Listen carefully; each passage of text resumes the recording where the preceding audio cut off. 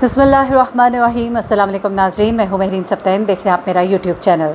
नाज़रीन, 2000 केस में जहाँ एक साइड पे डेवलपमेंट हो रही है, कौन पकड़ा जा रहा है, कहाँ छापे पड़े हैं और किसको गिरफ़्तार किया गया, किसको कहाँ लेकर जाया जाएगा और कौन क्या क्या बयानात दे रहा है और अदालत में क्या कार्रवाई हो रही है, वो मैं आपको साइड बाय साइड बता रही हूँ। लेकिन साथ ही मुझसे कुछ लोगों ने सवाल किया कि हम 2000 की फ़ैमिली इस वक्त किस हाल में है, उनके बारे में जानना चाहते हैं। शुरू में भी व्लॉग्स हुए हैं, बहुत से व्लॉग्स के अंदर बहुत सी बातें की गई, बहुत से लोगों ने बहुत सी चीज़ें बताई, लेकिन मैं आज आपको बताऊंगी कि 2000 की वालदा ने ख़ास तौर पे अभी जो पेशरफ्त हो रही है, कुछ बातें की हैं, मैंने कहा कि आपके सामने लाऊं। और ज़हीर के हवाले से, जहाँ पे वो रहता था, वहाँ पर उसके इर्द गिर्द रहने वाले लोगों ने ज़हीर के बारे में कुछ नई बातें बताई हैं। वो क्या है, वो सब कुछ मैं आज आपको इस वीडियो में बताऊँगी।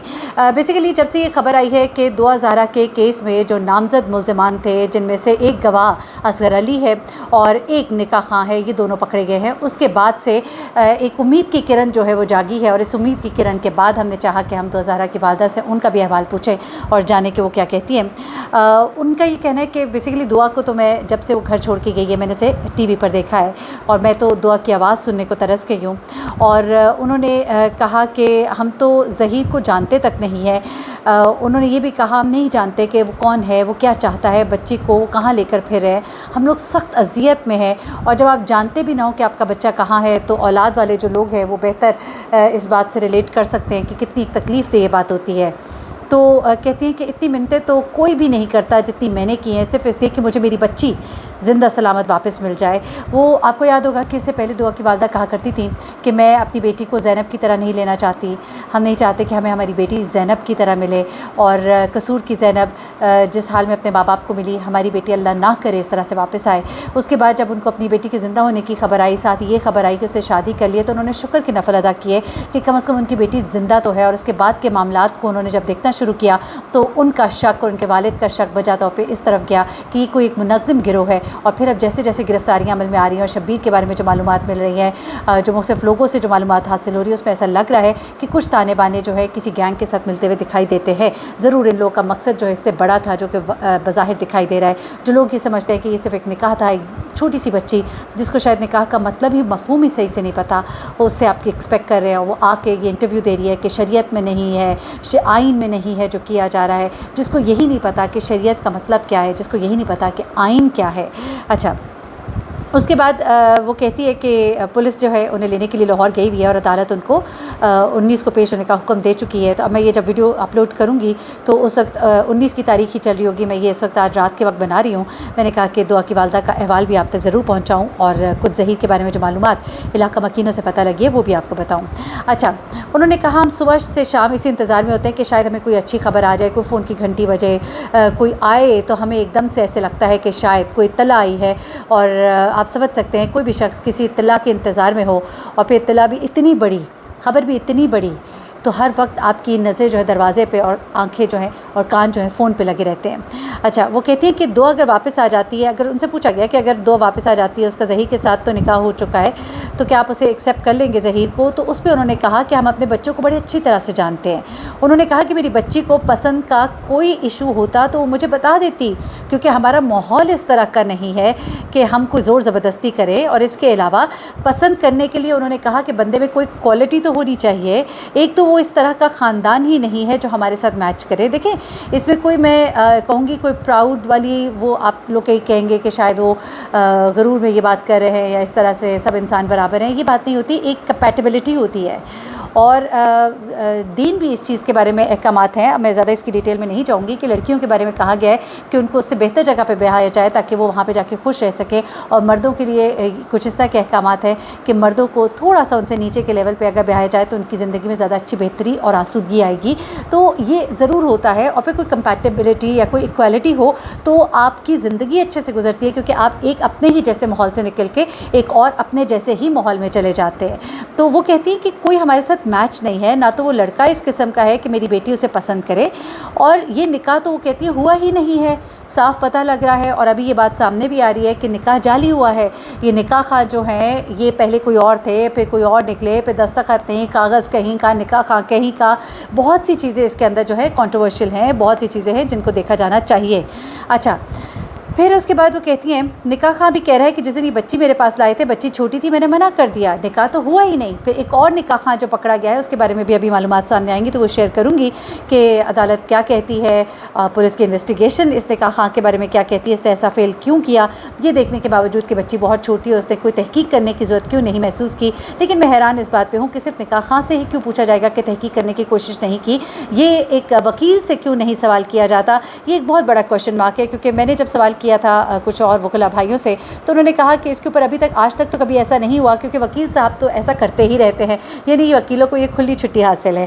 اچھا، اس کے بعد وہ کہتے ہیں کہ اس وقت پولیس کی نگرانی یا کسٹڈی میں دعا تو نہیں ہے، ہم امید کرتے ہیں کہ دعا میں جلد مل جائے گی۔ پہلے یہ اطلاعات آئی تھی کہ پولیس جو ہے دعا تک پہنچ گئی ہے، لیکن اس کے بعد یہ اطلاع آئی کہ دعا تو نہیں ملی پنجاب یونیورسٹی کے اندر سے، لیکن دوسرا ملزم جو ہے وہاں سے گرفتار ہوا۔ اس کے بعد وہ کہتی ہیں کہ پولیس وہاں پہ گئی ہے، دعا کو ڈھونڈ رہی ہے، ہم امید کرتے ہیں کہ دعا جلدی ملے گی اور عدالت میں اسے پیش کیا جائے گا اور وہ اپنا موقف بھی ہے سامنے رکھے گی۔ اچھا، انہوں نے کہا کہ پہلے تو میں یہ سوچتی ہوں کہ دعا اتنے آدمیوں کے بیچ میں ہے، اتنی سخت گرمی ہے، بڑا تکلیف ہوئی مجھے یہ بات ایک ماں کے منہ سے سن کے۔ کہتے ہیں کہ میں سوچتی ہوں کہ دعا اتنے آدمیوں کے بیچ میں ہے، اتنی سخت گرمی ہے کہ ہمیں یہاں پر سانس نہیں آتی، ایک ہیٹ ویو چل رہا ہے ملک میں۔ یقین کریں کہ رات کو بھی میں باہر لیٹی رہی اور مجھے نیند نہیں آ رہی تھی، میں سوچ رہی تھی کہ سخت گرمی میں وہ دعا کے ساتھ کیا کر رہے ہوں گے، کہاں کہاں اسے لے جا رہے ہوں گے۔ مجھے بہت اذیت ہو رہی تھی، میں راتوں کو سو نہیں سکتی۔ میں نے اپنی بچی بہت نازک کے ساتھ پالی ہے، میری 3 بیٹیاں ہیں اور سب سے زیادہ نازک اور لاڈ میں نے دعا کو کیا ہے۔ ہر چیز میں نے اسے بغیر مانگے دی۔ میں یہی سوچتی ہوں کہ ہم جس بچے کو جتنا لاڈ سے پالتے ہیں اس کو اتنی ہی زیادہ اذیت کیوں آتی ہے۔ وہ کہتی ہے کہ ہماری آنکھیں ترس گئی ہیں دعا کو دیکھنے کے لیے، ہمارا دل کرتا ہے ہم اسے اپنے پاس بٹھائیں، اسے چومیں۔ جب دعا گھر آئے گی تو ہمارا امتحان ہوگا، بچے کو کیسے نارمل کرنا ہے، دوبارہ اس کو زندگی کی طرف کیسے لے کر آنا ہے، یہ ہمارا ایک بہت بڑا امتحان ہوگا۔ ایسی بات کی ہے دعا کی والدہ نے کہ میں ہل کر رہ گئی یہ سوچ کر کہ کس فیز سے گزر رہے ہیں، اور واقعتاً جب دعا اگر گھر آتی ہے انشاءاللہ تو ایک بڑا ہی مشکل مرحلہ ہوگا اس کے والدین کے لیے۔ وہ کہتی ہیں کہ آپ سوچیں کہ ایک بچہ جو ایک دن بھی گھر سے باہر نہ گیا ہو، کئی مہینوں سے غیروں کے ہاتھوں میں ہے، کیا کیا چیزیں جو ہے دعا کے دماغ میں چل رہی ہوں گی۔ وہ ایک ایسی ماں ہے جو اپنی بچی کے بارے میں سوچ رہی ہے ہر لمحے، اور ظاہر سی بات ہے ایک بچہ تکلیف میں ہو تو ماں کو کسی پل چین نہیں آتا، ماں کو نیند نہیں آتی، ماں سے کھانا نہیں کھایا جاتا، وہ ہر وقت یہی سوچتی رہتی ہے کہ میرا بچہ اس وقت کیا کر رہا ہوگا، میں کیسے خوش رہ سکتی ہوں، میرا بچہ پتہ نہیں کتنے برے حال میں کیسے خوش رہوں۔ اس کے بعد وہ کہتی ہیں کہ جب ہم باتیں سنتے ہیں ہمارے بچے کو ایسے لگتا ہے کہ اسے ڈرایا دھمکایا جا رہا ہے، یا اسے یہ کہا جا رہا ہے کہ تمہارے گھر والوں کو مار دیں گے اور تمہیں وہی بولنا ہوگا جو ہم کہہ رہے ہیں، تو ظاہری بات ہے وہ شخص وہی بیان دے گا جو گینگ والے اسے بولیں گے۔ کہتی ہیں کہ دعا زہرا بھی ایسی ہی سٹیج پر ہے، اسے جو کہا جائے گا وہ وہی بیان دے گی، وہی ریکارڈ کرائے گی۔ وہ کہتی ہیں کہ ہم یہی سوچ کر تڑپتے ہیں کہ ہم اس کے لیے کچھ کر نہیں پا رہے، ہم اس کو بچا نہیں پا رہے۔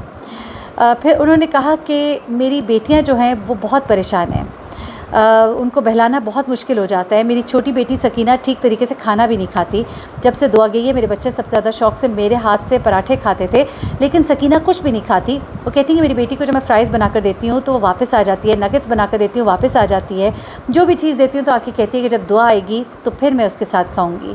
تو وہ کہتی ہیں کہ ایک بچے کے ذہن پر اس وقت کیا گزر رہا ہے آپ سوچ ہی سکتے ہیں۔ پھر اس کے بعد وہ کہتی ہیں کہ اکثر ہم کوئی بات کریں کہ دعا اس وقت کہاں ہوگی، کیا کھا رہی ہوگی، کیا کر رہی ہوگی، کچھ کھانے کو بھی دیا ہوگا یا نہیں۔